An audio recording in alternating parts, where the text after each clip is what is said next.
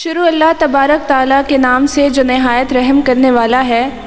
تاریخ کے پنوں کی سیاہی بننے والا فرعون، جو کبھی یہ دعویٰ کیا کرتا تھا میں ہوں سب سے بڑا خدا، اللہ تعالیٰ نے اس کو ہلاک کر کے اور دنیا کے لیے عبرت کا نشان بنا کر یہ ثابت کر دیا کہ سب سے بڑا خدا کون ہے۔ پیارے دوستوں، فرعون مصر کی تاریخ کا ایک ایسا بدبخت بادشاہ گزرا ہے جو خود کو خدا کہلواتا تھا اور زبردستی لوگوں سے اپنی پوجا کرواتا تھا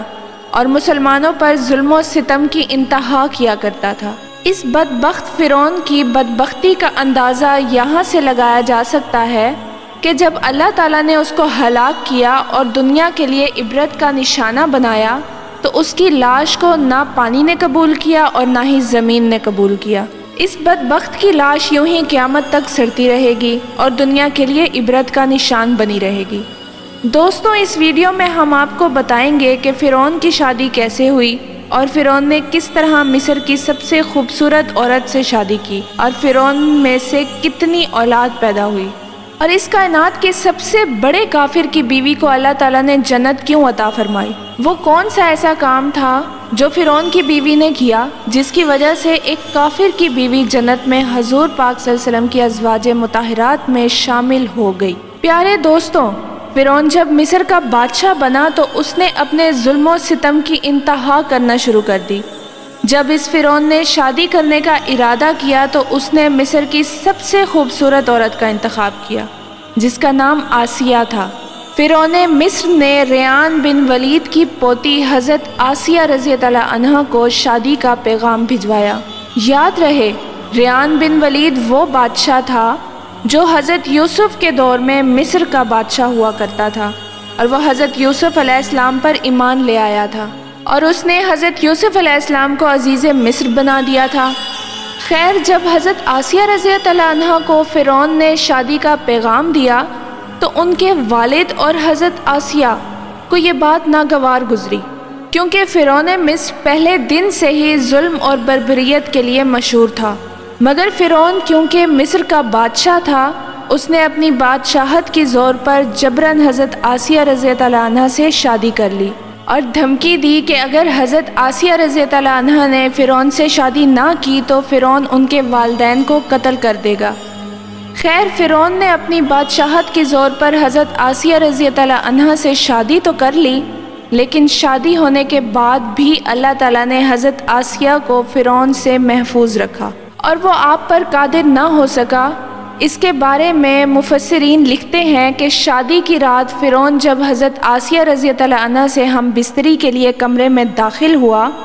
تو اللہ تبارک تعالیٰ نے نیند کا ایک ایسا غلبہ ڈالا کہ وہ ساری رات سوئے رہا، اور کچھ کتابوں میں یوں لکھا ہے کہ اللہ تعالیٰ نے فرعون کو نامرد قرار دے دیا تھا جس کی وجہ سے وہ حضرت آسیہ سے صحبت نہ کر سکا، اور اس طرح اللہ تعالیٰ نے حضرت آسیہ رضی اللہ عنہا کی عظمت کو محفوظ رکھا۔ اور بعض روایات میں ایسا آتا ہے کہ فرعون کو ایسی بیماری لاحق ہو گئی تھی جس کی وجہ سے مصر کے طبیبوں نے اس کو ساری عمر کے لیے صحبت سے منع کر دیا، کیونکہ حضرت آسیہ بادشاہ کی اس نسل میں سے تھیں جو بادشاہ نے حضرت یوسف کے دور میں اسلام قبول کر لیا تھا، لہٰذا حضرت آسیہ رضی اللہ عنہا ایک پاک دامن اور نیک خاتون تھی۔ ایک طرح سے یہ حضرت آسیہ کی کرامات ہی تھیں کہ اللہ تعالیٰ نے حضرت آسیہ کو فرعون کے ناپاک جسم سے محفوظ رکھا تھا۔ پیارے دوستوں، اب بات کرتے ہیں کہ فرعون کی کتنی اولاد تھی۔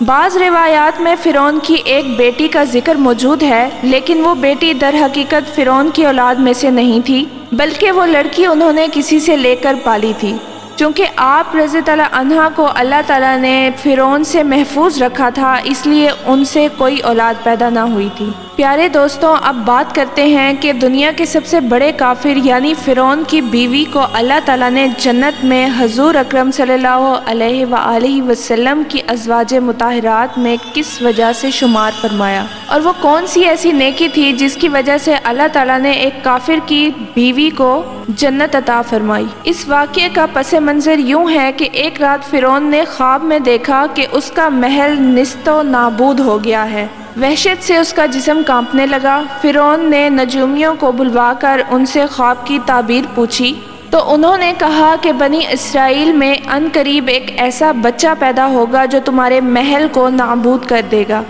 جو تمہاری سلطنت کو چھین لے گا اور تمہارا سب کچھ تباہ و برباد کر دے گا۔ فرعون نے جب یہ تعبیر سنی تو فرعون نے یہ حکم جاری کر دیا کہ بنی اسرائیل میں جو بھی بچہ پیدا ہو اس کو قتل کر دیا جائے اور لڑکی کو چھوڑ دیا جائے تاکہ ان کی نسل باقی رہے۔ جب حضرت موسیٰ علیہ السلام پیدا ہوئے تو ان کی والدہ نے حضرت موسیٰ علیہ السلام کو ایک صندوق میں رکھ کر دریا میں ڈال دیا۔ دریا سے ایک نہر فرعون کے محل کے پاس سے گزرتی تھی۔ یہ صندوق بہتا ہوا اللہ کی قدرت سے اسی نہر میں چلا گیا اور صندوق بہتا ہوا فرعون کے محل کے پاس آ کر رک گیا۔ فرعون نے جب اس صندوق کو دیکھا تو اپنے سپاہیوں کو کہا، اس صندوق کو لا کر کھولا جائے اور دیکھا جائے کہ اس کے اندر کیا ہے۔ اور جب اس صندوق کو کھولا گیا تو اس کے اندر سے نہایت حسین و جمیل بچہ نکلا۔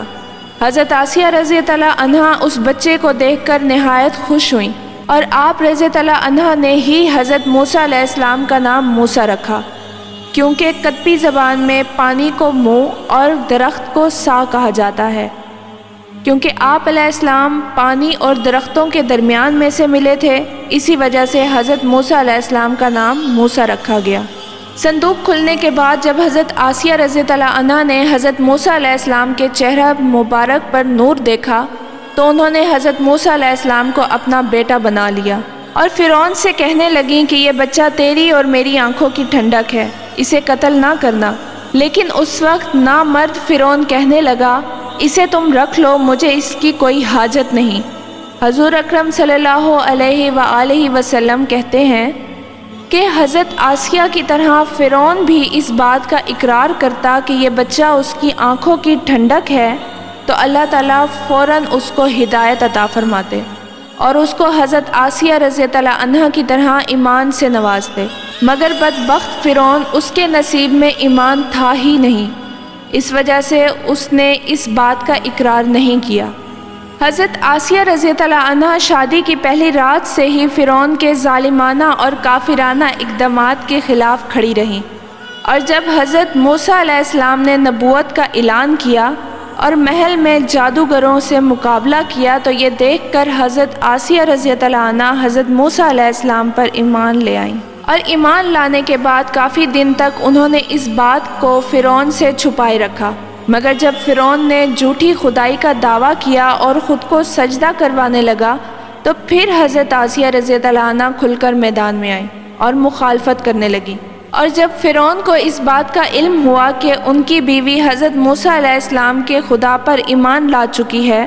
تو اس نے حضرت آسیہ رضی اللہ عنہا پر ظلم ڈھانا شروع کر دیے اور روزانہ حضرت آسیہ رضی اللہ عنہا کو طرح طرح کی اذیتیں دینے لگا، مگر فرعون کا طرح طرح کا ظلم آپ رضی اللہ عنہ کے ایمان کو متزلزل نہ کر سکا۔ فرعون نے بہت کوشش کی کہ آپ رضی اللہ عنہ کو ایمان سے دور کر دیا جائے اور دوبارہ یہ کفر و شرک کی طرف لوٹ آئیں، مگر حضرت آسیہ رضی اللہ عنہ نے فرعون کی تمام تر کوششوں کو ناکام کر دیا اور وہ صرف اللہ تعالیٰ کا نام پکارتی رہیں اور اللہ تعالیٰ کی عبادت میں مصروف رہیں، اور ان کے علاوہ جو بھی حضرت موسیٰ علیہ السلام پر ایمان لے آتا فرعون اس پر طرح طرح کے ظلم کرتا اور ان کو طرح طرح کی تکالیف پہنچاتا۔ ایک مرتبہ حضرت موسیٰ علیہ السلام پر ایمان لانے والے ایک شخص کو، جسے قرآن مجید میں مومن الفرعون کے نام سے یاد کیا جاتا ہے، بڑی بے دردی کے ساتھ قتل کر دیا، جس کے بعد حضرت آسیہ رضی اللہ عنہا کے صبر کا پیمانہ لبریز ہو گیا اور کھلم کھلا حضرت آسیہ رضی اللہ عنہا فرعون کی مخالفت کرنے لگیں۔ فرعون نے جب دیکھا کہ اس کی بیوی اس کی مخالفت کر رہی ہے تو فرعون کے اندر بدلے کی آگ اٹھی اور اس نے اپنی بیوی کو مختلف طریقوں سے اذیتیں دینا شروع کر دیں۔ اس ظالم بادشاہ نے پاک دامن خاتون پر بڑے بڑے عذاب ڈھائے اور زود و کوب کیا۔ فرعون نے حضرت آسیہ کے دونوں ہاتھوں اور دونوں پیروں کے اندر لوہے کی کیلیں ٹھوک کر چاروں کونوں میں اس طرح جکڑ دیا کہ حضرت آسیہ رضی اللہ عنہا ہل بھی نہ سکتی تھیں، اور بھاری پتھر ان کے سینے پر رکھ کر ان کو گرم ریت کے اندر لٹا دیا اور پانی بند کر دیا۔ مگر اتنے ظلم و ستم برداشت کرنے کے بعد بھی حضرت آسیہ رضی اللہ عنہ کا ایمان مضبوط رہا اور وہ اللہ کی وحدانیت پر ثابت قدم رہی۔ اور بعض روایات میں آتا ہے کہ فرعون نے حضرت آسیہ رضی اللہ عنہ پر اس قدر ظلم کیا کہ حضرت آسیہ رضی اللہ عنہ کی کھال تک اتروا دی اور اس کے بعد ان پر ایک بھاری چٹان گروا دی کہ جس کی وجہ سے حضرت آسیہ رضی اللہ عنہ شہید ہو گئیں۔ اس طرح حضرت آسیہ رضی اللہ عنہ نے ایک فرعون کی بیوی ہونے کے باوجود بھی اللہ تعالیٰ کی وحدانیت پر ایمان رکھا، جس کی وجہ سے اللہ تعالیٰ نے حضرت آسیہ رضی اللہ عنہ کو یہ مقام عطا کیا کہ وہ جنت میں ازواج مطہرات کے ساتھ ہوں گی اور حضور اکرم صلی اللہ علیہ وسلم کی ازواج مطہرہ ہونے کا شرف حاصل ہوگا۔ ہماری بھی اللہ تعالیٰ سے دعا ہے کہ اللہ ہمیں دین پر ثابت قدم رہنے کی توفیق عطا فرمائے اور حضور اکرم صلی اللہ علیہ وآلہ وسلم کی صحبت میں جینا مرنا نصیب فرمائے۔ آمین۔